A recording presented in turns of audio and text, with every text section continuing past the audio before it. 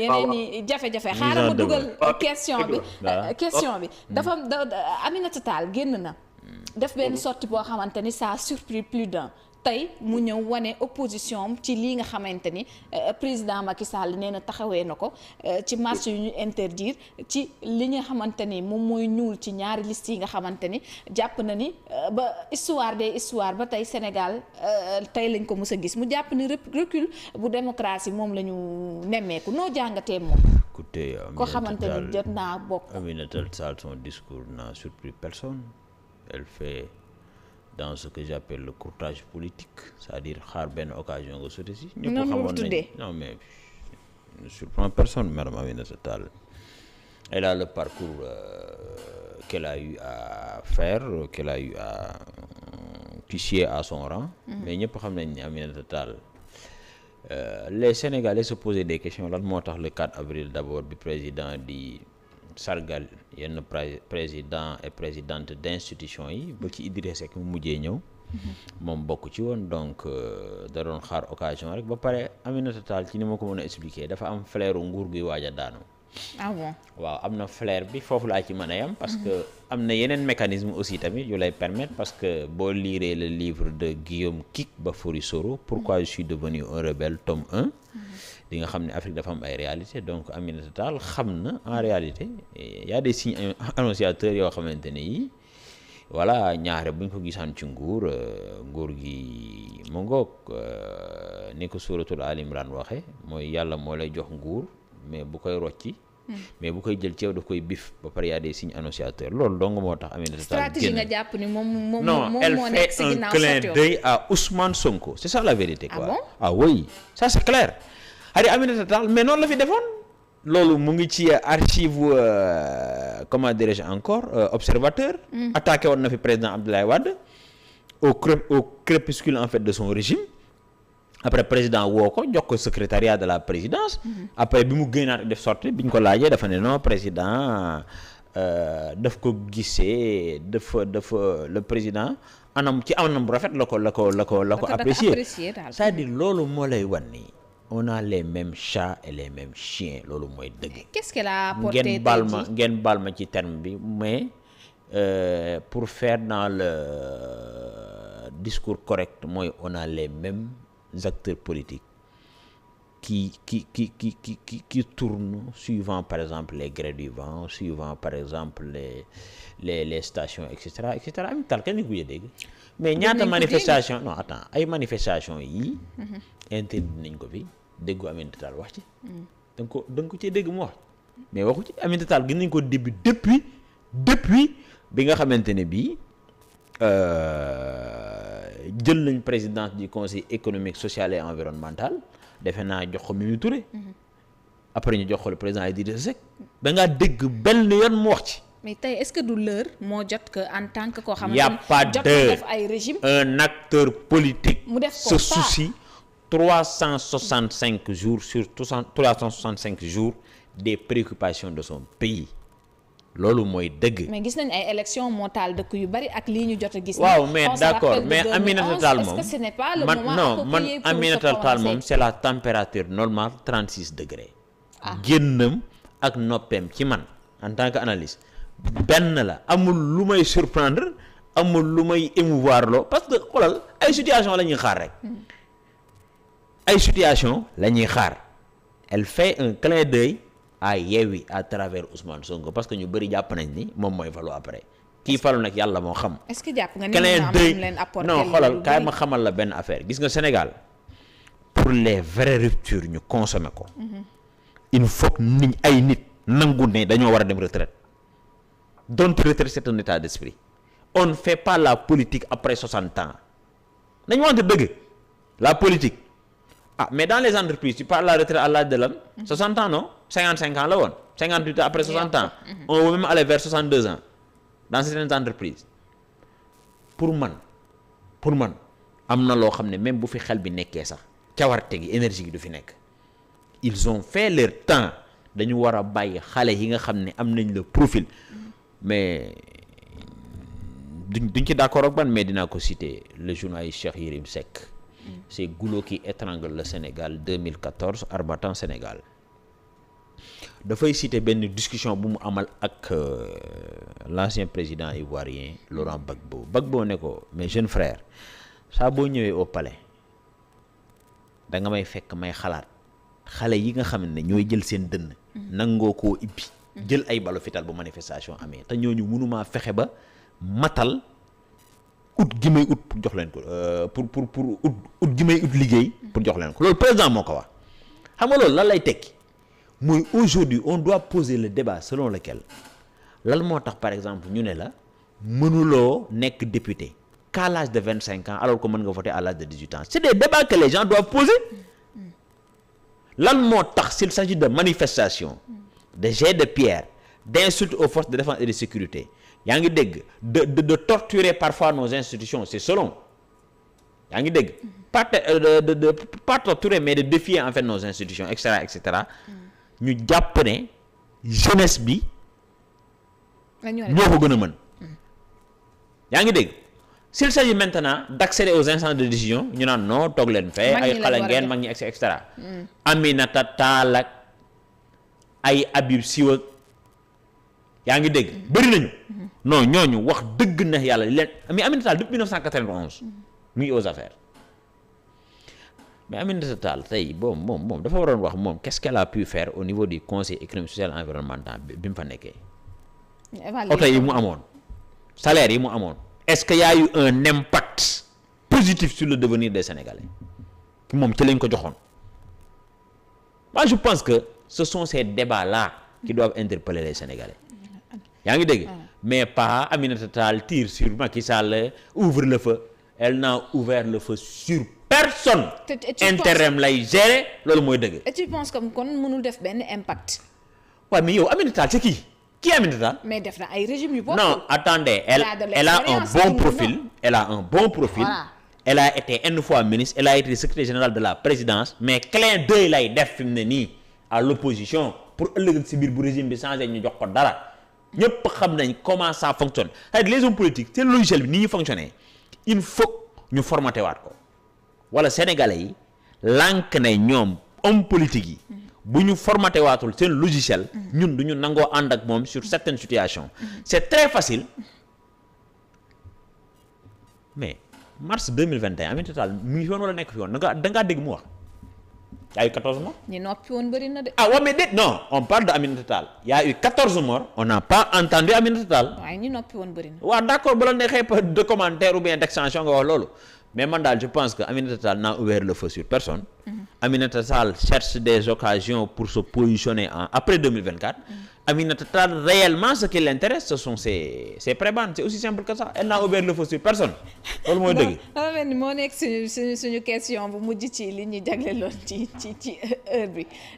sëñ Mansour. waaw mais bëgg naa ñu wax ci benn point rapidement que ni Mimi Touré defal nañ ko benn constat que ne président Macky Sall buy génn la plupart du temps. ca bitim réew lay génnee. tey moom mu avoué que ni li war dëgg-dëgg moom moo di président mu gën a consacré li nga xamante ni temps moom mooy fii ci presse bi nekk ci bitim réew te ba ñu gisee malgré que ñi ko jege xam nañu loolu waaye loolu buy amit du luñ koy digal mu def wala boog xamuñu choix bi fu nu féetee waxi Mimi Touré yooyu nga xamante ni moom takkoo na ak président Macky Sall te jëfeewu ko lan lañ ko mën a jàngatee. écoutez journaliste yi ñoo war a am fulla ci seen bopp man ku ma boolewul sa sama yoon nekkul ci yow. ah oui même bu nekkee président de la république ku ma boolewul ci sa yëf na journaliste yi am fulla ci seen bopp loolu daf may permettre ma embrayer ci li may gis ci yenn jeunes politiques yi nekk fii di envoyer nit ñi ay messages de terreur bon comme nee nga bu ma tudd tur du ma tudd tur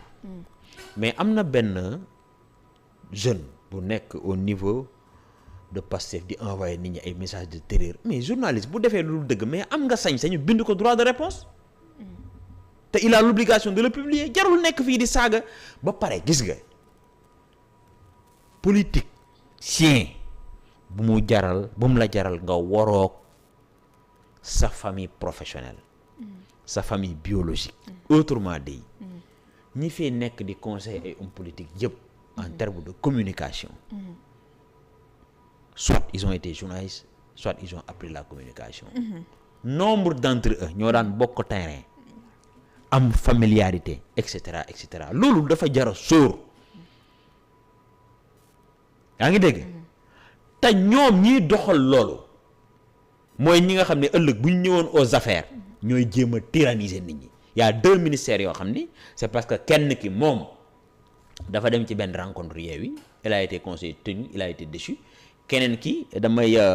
bëgguma tudd turu ministre bi moom aussi dafa xëy geler ses activités politiques le ministre en question il l'a muté c'est-à-dire article 10 laa lire léegi ba pare journaliste liberté de conscience am la am alxuraan moo ko wax ku leen saaga da ngeen ko war a saaga alxuraan a ko wax de ku la saaga mais boo ko mënee non attends rek c'est-à-dire aussi tamit les hommes politiques il faut que ñu arrêter yi ñuy def nii wala les seconds qui sont dans les presse bi non yow xam nga loolu waxtaanuñ ci mais de source sûre dem nga manifestation ay jeunes du ma ne Pastef lañ bokk mais ay jeunes yoo xam ne on peut les identifier naan la yow xàmmee nañ la du genre ay artu affaire yooyu moo war a jeex ci dëkk bi que les patrons de presse aient le courage de débloquer des moyens pour protéger les journalistes durant les élections législatives parce que li ñu gis nii des deux côtés mais Ngoné Diop bu Dakar Buzz dem na permanence su APR mais bu dul woon Mimi Touré dañ ko fa doon gaañ il a fallu que Mimi Touré sorte pas un communiqué mais envoie un SMS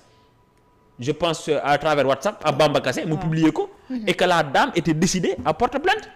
Au nom de quoi? Mais au nom de quoi on dit par exemple la journaliste dit madame le premier ministre président daf la mer nangam gars yi yuuxoo ko conférence bi jeex ñu ne la dal ci kawam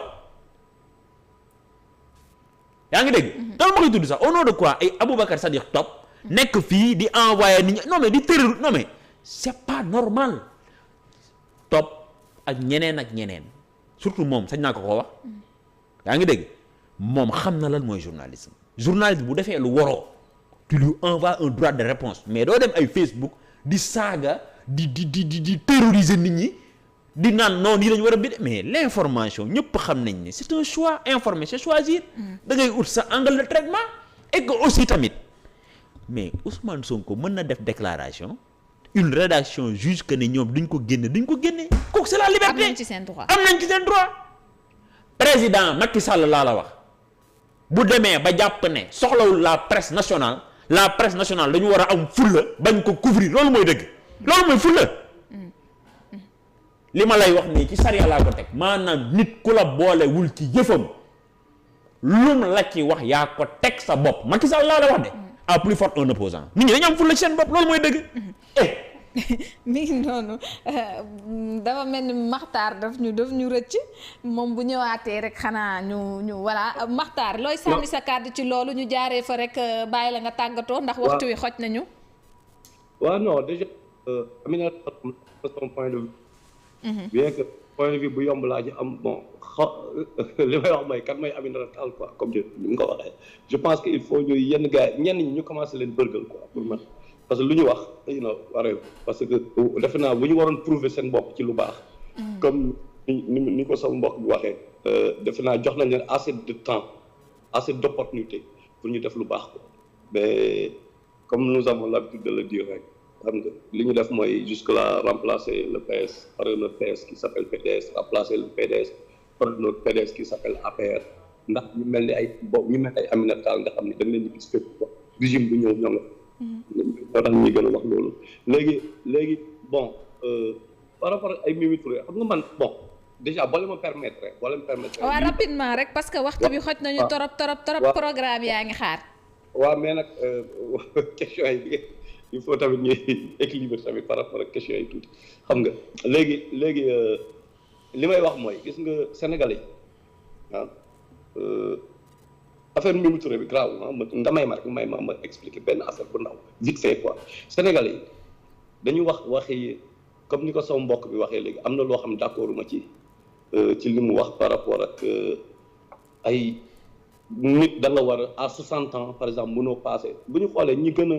dirigeant yi gën a kii ci ay ñoom Omar Ibn Abdul Aziz wala ñenn ñi ay Rasulullah ñooñu bokk ñu woon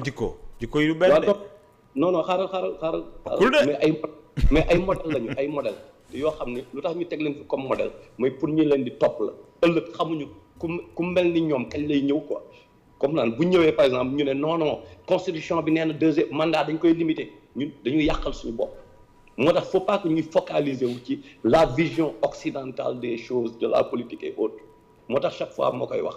il faut ñun ñu xool ñun en tant que sénégalais la mooy suñu réalité am nañu benn téere ñun en tant que jullit chrétiens yi am nañu mais moo war a nekk référence bi quoi foofu la ñu war a xoolee yaa ngi koy cité sànq ba léegi quand même c'est bien macha allah mais nañu